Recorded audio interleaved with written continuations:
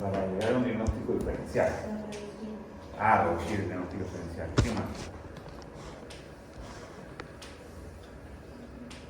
En sí, el anión GAP yo lo entendí como si fuera un producto de los iones negativos que vienen producidos por el propio metabolismo. Si el anión GAP está aumentado, quiere decir que hay efecto del metabolismo, como por ejemplo una cetocidosis diabética, una acidosis láctica. Y en cambio, si el anión GAP está disminuido, quiere decir que en cambio es por la acidosis, es por una disminución del bicarbonato, ya sea por pérdidas gastrointestinales o urinarias. Ya. ¿Quiénes controlan? Que los electrolitos son los que controlan todos los valores dentro del agua. Perdón, todos los electrolitos controlan el sodio del agua, ¿verdad? Y el calcio, el magnesio, el fósforo, el calcio, magnesio, el potasio son sustancias que habitualmente se encuentran dentro de la célula. Intra y extracelulares, cloro, bicarbonatos, fosfatos, folatos y ciertas sales orgánicas que sobreagregan a esto. Entonces, ¿para qué me sirve a mí? ¿Para qué me sirve un anión GAP? No me sirve para método diagnóstico ni diferencial, me sirve para tratar al paciente. ¿Ya? Para eso me sirve a mí. Porque si me está diciendo a mí que este factor que el anión GAP urinario es 0, tiene que ser 0, ese es el corte. Si es positivo o es negativo. Si es positivo, si estamos hablando que si es positivo, estamos hablando de que se está perdiendo algún potasio, se está perdiendo algo, y dentro de los cuales se considera que la patología es a nivel casi renal, la mayoría, dentro de los cuales las acidosis tubulares o las neuropatías obstructivas. Pero si es negativo, estaríamos hablando de algo gastroentérico o de falta de absorción por la deficiencia de alguna enzima o por alguna alteración, como son los procesos de la acidosis tubular proximal. Entonces, ¿cuál es mi objetivo de saber el anión GAP? Porque yo puedo definirlo anión GAP normoclorémico y anión GAP hiperclorémicos, ¿verdad? No tiene objeto, porque si yo digo, si hablamos de normoclorémico, son todas las acidosis comunes. Ya, acidosis producidas por exógenas y endógenas. La mayoría de las acidosis predominantemente son normoclorémicas. Hiperclorémicas, cuando ya tenemos un proceso de deficiencia. ¿Cómo yo sé que la patología, cómo yo sé que es por deficiencia de reabsorción o por no elaboración del bicarbonato o por pérdida del bicarbonato? ¿Ya? Comienzo a ver por la etiología. Entonces, si yo no me queda clara una etiología, vengo yo a ver el anión GAP. No como diferencial, porque el diferencial en mi cabeza ya lo tengo más o menos claro. Porque si yo sé que si es normoclorémica, lo más probable es renal o es digestivo. Si el paciente no tiene pérdidas, no es digestivo, es renal. Y entonces, ahora sí le digo, si es renal, comienzo a investigar cuáles son las causas renales que podría estar sospechando yo y las más frecuentes. Y a eso yo voy, ¿qué tratamiento le voy a dar al paciente? Entonces, más sirven para tratamiento que para diagnóstico, porque el diagnóstico no te lo da tanto el anión GAP. ¿Ya? Y ciertas patologías que, por ejemplo, la hipercloremia producida, como lo dijo el doctor, por exceso de infusión, te cambia todo. Entonces tú vienes, un paciente con cetoacidosis diabética, tiene 3 días con una hiperhidratación, le haces el anión GAP y encuentras que está hiperclorémico. Y te dicen, no, es una hipercloremia. Y te matas buscando si el paciente tiene una acidosis tubular, si tiene una neuropatía obstructiva. En realidad lo que lo llevó fue la cetoacidosis. ¿Me explico? Entonces, ¿yo para qué utilizo el anión GAP? Para dar el tratamiento que yo pueda sospechar del paciente, que me oriente a saber qué tipo de tratamiento, qué tipo de patología es la más frecuente que puedo encontrar. ¿Y qué hace la diferencia del anión GAP porque hay el anión GAP común, como muy bien lo dijo el doctor, de 10 a 2, y el anión GAP corregido, que es mayor de 14, creo que era, ¿verdad? 2. Perdón, 2. El corregido, ¿cuándo yo debo tomar en consideración el potasio? ¿Cuándo se debe considerar la toma del potasio o no, o en qué tiempo? Por eso es que antes se utilizaba solamente sodio, cloro y bicarbonato. Pero cuando yo hablo del corregido, yo hablo que directamente tengo que tomar el corregido ya. ¿Por qué? Porque estoy abriendo el abanico de posibilidad. Entonces, actualmente lo que se utiliza más es el corregido, con la utilización del potasio. ¿Ya? Algo que también mencionó de la acidosis metabólica, que cuando yo hablo de acidosis metabólica, no siempre los valores son referenciales a lo que yo voy a encontrar en la patología. Por ejemplo, si yo hablo de acidosis metabólica, estoy hablando que el pH, ¿qué va a estar? ¿Por debajo de cuánto? Si metabólica, ¿cuál es el componente primario? ¿Cuánto debería estar el bicarbonato? Hable uno, porque en manada es bonito hablar. De 20. ¿Cuánto es el bicarbonato que yo voy a encontrar en una acidosis metabólica? Hable uno. Ya. Menor a 22. ¿Cuál es el componente compensador? PCO2. Ya. ¿Y cómo estaría el PCO2? Aumentar. ¿Cuánto? ¿Cuánto? Mayor a 45. Mayor a 45. ¿Y si yo te digo que no es así? Está disminuyendo. No depende. ¿Ah? Hay una fórmula, la fórmula de Winter, para saber si está compensado. Yo no necesito hacer una fórmula para saber si está compensado o descompensado. Eso es clínica. Está disminuyendo. ¿Por qué está disminuyendo? Porque estamos hablando de una acidosis. El cuerpo compensa botando ácido y el CO2 es un ácido volátil, es decir, se expulsa rápido por los pulmones. Ya, Está hiperventilando para compensar. ya. ¿Y si yo te digo que también lo puedo encontrar aumentado? Entonces hablaríamos ya de una falla, una alteración secundaria. No. ¿Por qué? A ver, vamos a hacerlo cortito. Perdón que te interrumpa un ratito. A ver, ¿cuáles son los tres mecanismos compensadores? Primero, son los buffers. ¿Verdad? Los buffers, ¿quiénes son? Predominantemente el bicarbonato que se encuentra tisular. Los fosfatos, los folatos, que son predominantemente las proteínas, ¿verdad?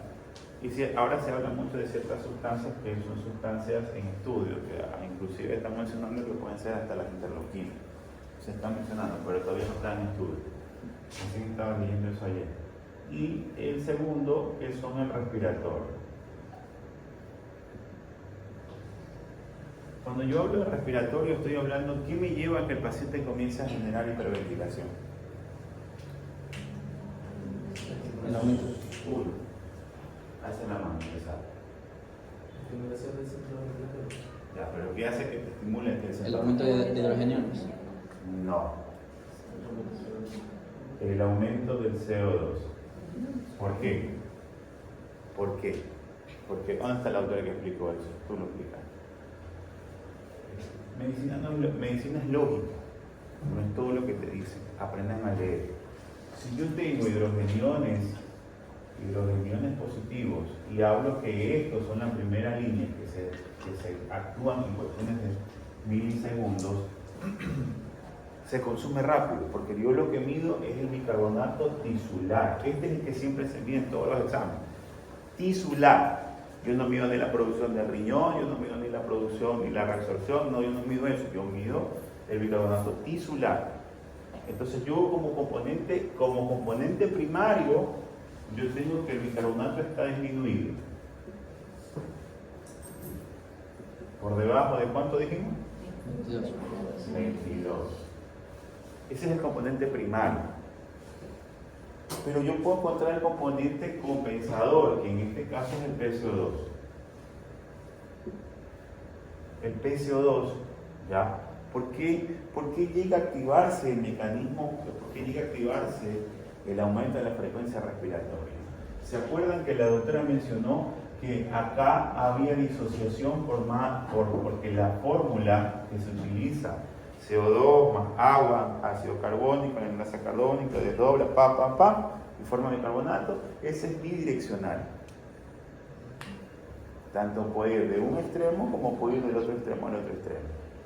Entonces, como nosotros hablamos de esta fórmula bidireccional, nosotros tenemos que tener en consideración que yo puedo pasar de una acidosis metabólica a una acidosis respiratoria. Y ahí viene el punto.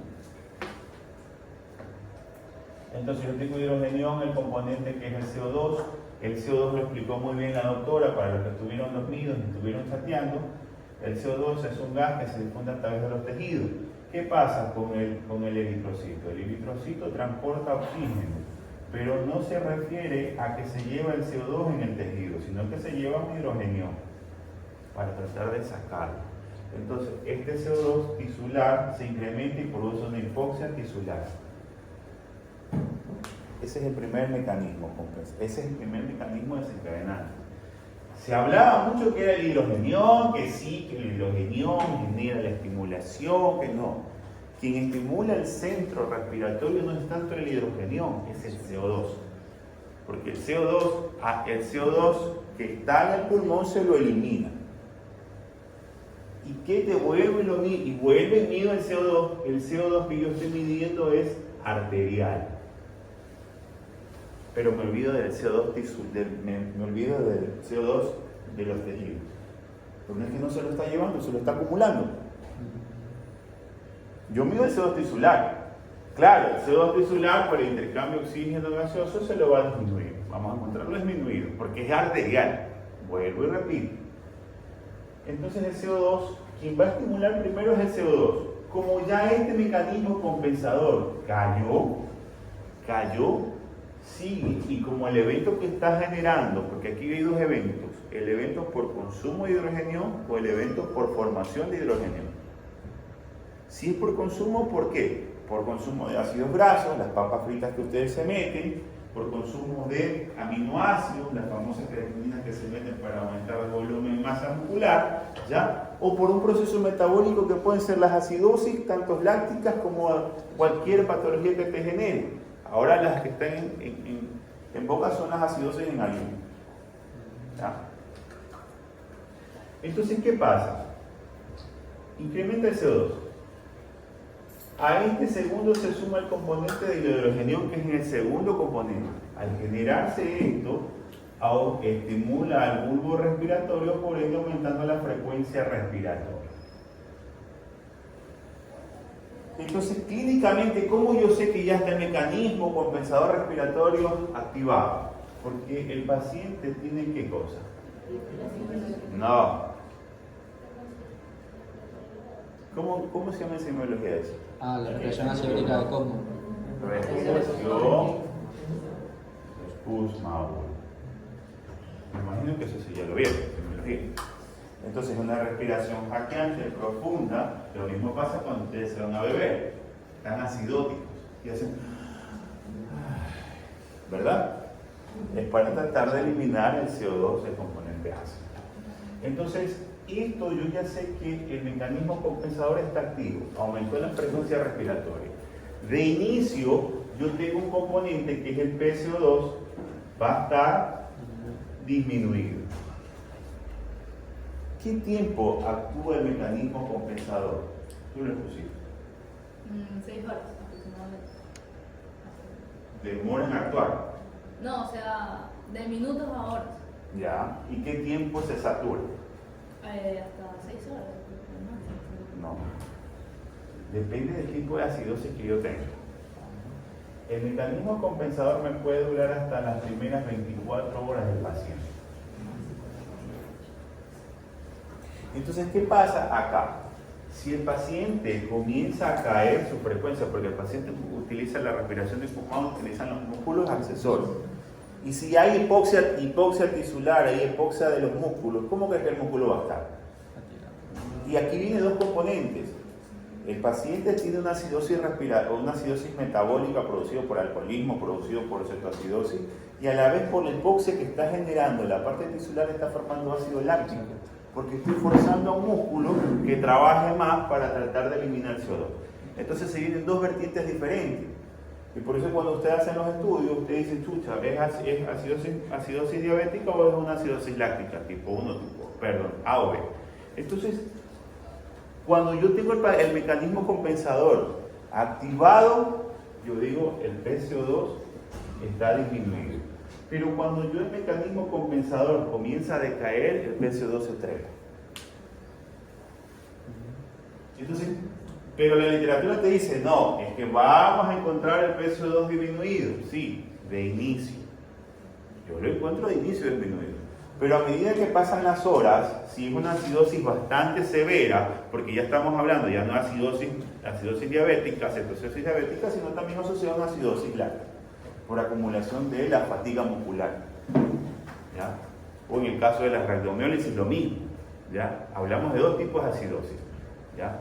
Entonces, cuando sucede esto, predominantemente el mecanismo compensador circulatorio cae y comienza a incrementar el CO2. Y ahí viene el componente que ustedes no saben si es una acidosis respiratoria o una acidosis metabólica. ¿Y dónde vienen ustedes que tienen que saber cuál es la etiología que viene el paciente? Porque yo sé que la acidosis respiratoria, como muy bien lo dijeron, tiene que ver al biociclo. Es la eficiencia del intercambio entre el CO2 y el oxígeno. Es decir, por ejemplo, un asma bronquial, por ejemplo, una alteración de un EPOC, por ejemplo, una neumonía, por ejemplo, un derrame pleural, por ejemplo, un edema agudo de pulmón, por ejemplo, una pericarditis constrictiva, todo lo que me genere complicaciones intrínsecas y extrínsecas para que el mecanismo compensador o el pulmón se mejore. Entonces, ¿qué pasa aquí? ¿Cuándo se activa el tercer mecanismo? Esto tiene, los mecanismos tienen un orden de activación ¿o no? Mentira. Ahí está. ¿Por qué? Es en serio. Es que ustedes leen y no saben leer. Aquí arranca la acidosis. El primer mecanismo es el buffer. Se consumió.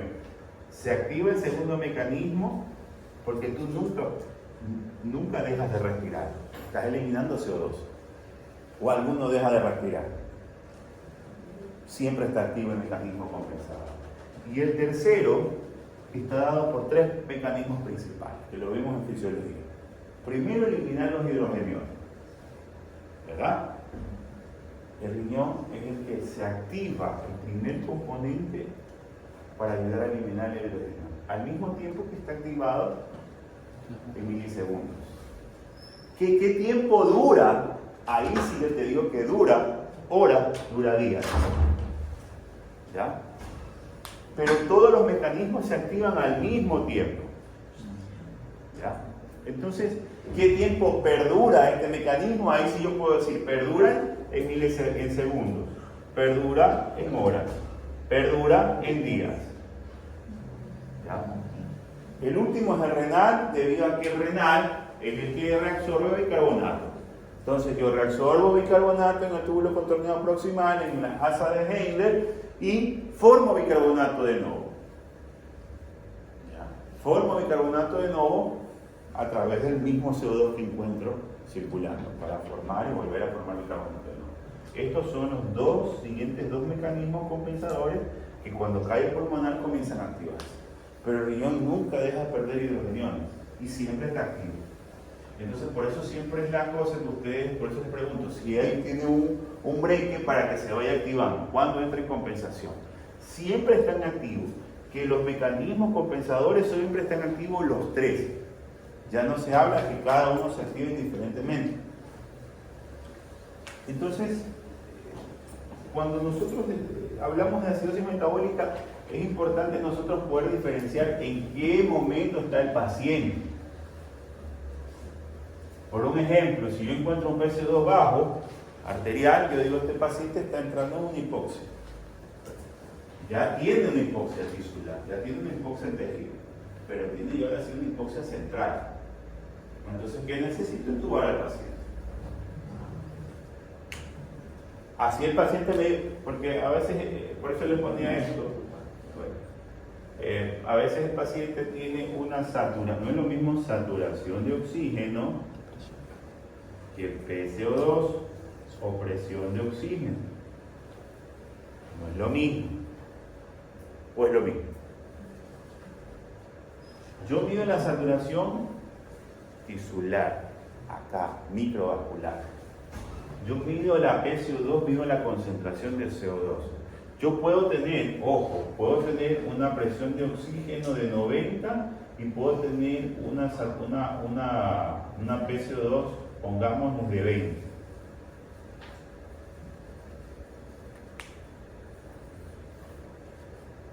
¿Por qué? ¿Cuál es el mecanismo? ¿Por qué se produce eso? Porque yo tengo al paciente, vuelvo y repito, y yo tomo la muestra arterial. Y esto es otra cosa muy importante para ustedes, que ya cuando ustedes sean residentes se van a dar cuenta. Perdón, sí, se van a dar cuenta, estoy mal acá, una presión de CO2, es acá, saturación de 90. Perdón, 80, por ejemplo. Un ejemplo. Entonces yo tengo que ver al paciente y ver si la muestra se tomó verdaderamente si es arterial o venosa. Porque lo mandan a ustedes y ustedes por andar dormidos la cogen, la pinchan y toman venosa. Y resulta que la muestra era venosa y no tiene nada que ver con lo que nosotros estamos viendo. Claro, lo único que se va a ver es el bicarbonato, que es el mismo arterial y venoso.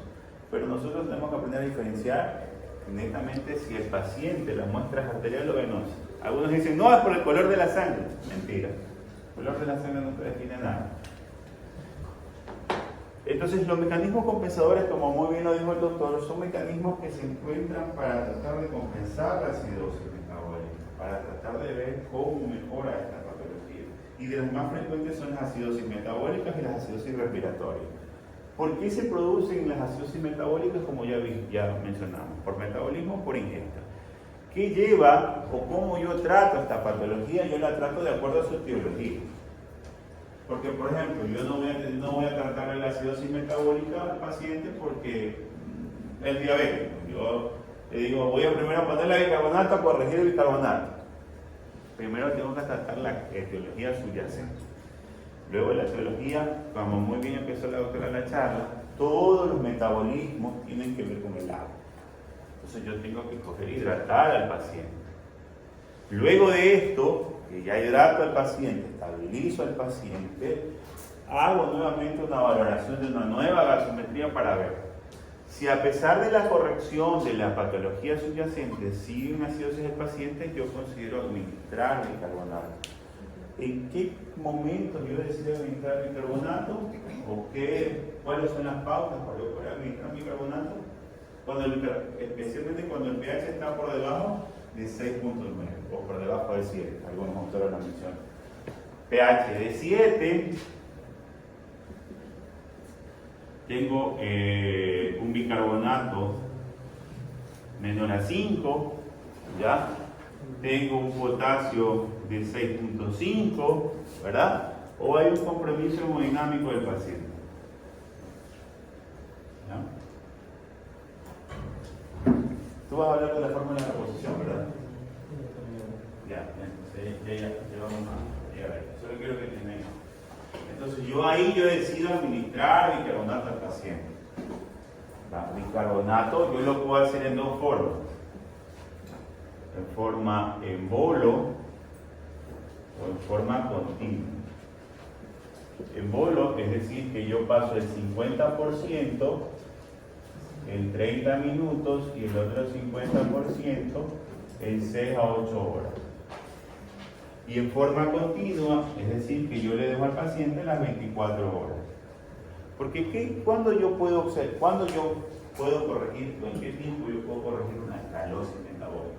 Perdón, una acidosis metabólica.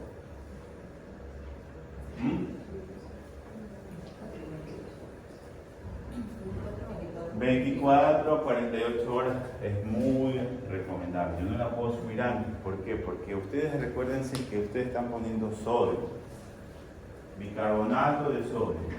Yo le tengo más miedo a la hipernatremia y a la hiperglicemia. Por eso que el doctor nos va a explicar cómo se hace la infusión. Se debe hacer una solución hipotónica, que es el dextrosa en agua al 5%. ¿Ya? ¿Qué cantidad de ampollas y qué volumen se debe infundir? Porque eso también es importante. Entonces, ¿cuáles son muchas veces, cuando yo considero que este paciente porque muchas veces ya van a estar ustedes en la UCI, dicen, Dicen acidosis metabólica refractaria al tratamiento. Así ponen ustedes en la interconsulta. Acidosis metabólica refractaria al tratamiento. Y ni siquiera le han puesto la exclusión de bicarbonato al paciente. Y no se corrige, doctor. Entonces yo considero que al paciente yo le hago el primer tratamiento. Hago 6 horas, controlo en 6 horas, hago el segundo control de gasometría, ¿ya? Y el paciente no se ha corregido. Si el paciente no se ha corregido en el segundo bolo, porque ya estamos hablando entre, pongamos, 8 horas, ya estaríamos hablando entrando en las primeras 24 horas. Si yo no le he corregido en 24 horas y el paciente sigue con acidosis hipercalémico, con alteraciones hemodinámicas, al paciente yo tengo que entrarlo a hemodiálisis para corregir. Conjuntamente, porque ese evento, cuando veamos falla renal aguda, ustedes ya se van a ir dando cuenta que sin una cetosis el paciente está deshidratado. Y peor si está entubado, peor si está con falta de líquido, y peor, todo eso me va arrastrando conjuntamente de la mano con el incremento de los niveles de urea y proteína. Entonces muchas veces el paciente, cuando ya está refractario el tratamiento, quiere decirle que el riñón ya no está funcionando. Ya pasaron días. Y los 3 mecanismos del riñón, ¿cómo? Si ya caen los 3 mecanismos funcionales del riñón, lo siguiente que se viene es la falla renal aguda.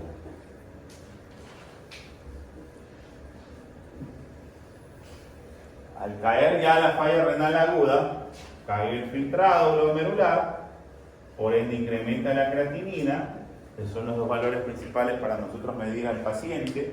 Medimos la creatinina, la diuresis del paciente y consideramos de acuerdo a los criterios CADIGO o AKI, que me imagino que los doctores van a exponer en la siguiente clase, y ya veo que el paciente ya está con un criterio 3 para hemodiálisis.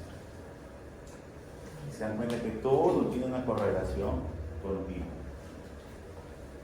Entonces, yo tengo que saber en qué momento debo actuar con mi paciente, porque resulta que no siempre van a encontrar, como en los libros, las cosas. Adelante.